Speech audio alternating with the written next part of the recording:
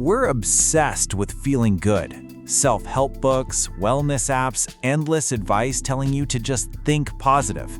And yet, despite all this advice about happiness, millions of people still struggle with anxiety, stress, and burnout. So here's the question nobody's asking. What if trying to be happy is the exact thing making you miserable? Stick with me, because by the end of this video, that's going to make more sense than anything you've been told before. The problem. Think about how often you check in on your own mood, almost like you're grading yourself. A rough day happens, and instead of just letting it be a rough day, you feel anxious that you're not happy enough. You force a smile when something's clearly bothering you. You scroll your phone not out of boredom, but because sitting with how you actually feel is uncomfortable. Here's where the trap gets worse. The more important happiness becomes to you, the less willing you become to experience anything that threatens it. Core argument. There's a book that explains exactly why this happens. It's called The Happiness Trap by Russ. He builds it around acceptance and commitment therapy, or ACT, a psychological approach developed within clinical psychology. Harris argues our culture has quietly convinced us that happiness should be our default state, and that anything else, sadness, anxiety, boredom, is a malfunction to fix immediately. But here's the trap. It's not happiness itself that's the problem. It's the belief that discomfort is abnormal and needs to be eliminated. So the problem isn't that you feel anxious.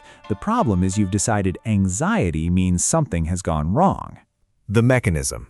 Your mind works like quicksand. Anxiety appears, you panic. You try to suppress it. You tell yourself to calm down. You distract yourself. You fight the feeling. And strangely, the fight itself becomes another source of anxiety. That's the happiness trap.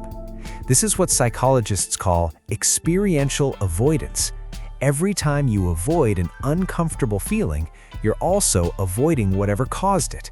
And the things that cause discomfort are usually the things that matter most: relationships, ambition, honesty. Say someone avoids speaking up in meetings because of anxiety. In the moment, avoiding it feels like relief. Repeat that for years, and it quietly blocks the promotions, the visibility, the growth they actually wanted. The relief is immediate. The cost is enormous. So if fighting discomfort doesn't work, what actually does? The fix lays out 3 shifts. The first is acceptance, not giving up, but active allowance. Instead of, I need to stop feeling anxious before this meeting, it becomes, I can feel anxious and walk in anyway. The second is cognitive diffusion, a small language shift that changes everything. Instead of, I'm not good enough, you shift to, I'm having the thought that I'm not good enough. That distance takes away its grip on you.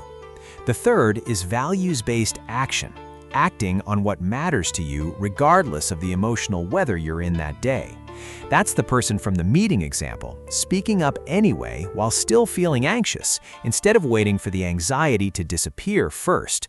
Notice what this is. It's the opposite of fighting the feeling. You're acting alongside it. Practical takeaway. Here's how you actually use this, I call it the 24-hour happiness trap experiment. Step 1. Notice an uncomfortable emotion today without trying to remove it. Step 2. Instead of asking, how do I make this feeling go away? Ask yourself this question.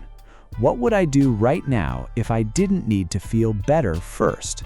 Step 3. Do that thing. Send the message you've been avoiding. Speak up once, even anxious. Have the conversation you've been putting off. The emotion doesn't need to leave first.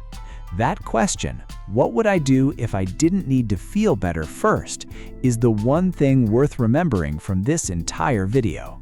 So back to where we started. Why do we have more happiness advice than ever, yet things feel worse? Because we've been chasing the wrong thing. The goal isn't to feel good all the time. Maybe it's not even to build a life where you never feel bad. Maybe it's to build a life so meaningful you're willing to feel bad sometimes. If this shifted how you think about your own mind, subscribe for more books that challenge how you actually think. And if you want to go deeper on why we chase approval instead of ourselves, check out the video on the courage to be disliked linked right here.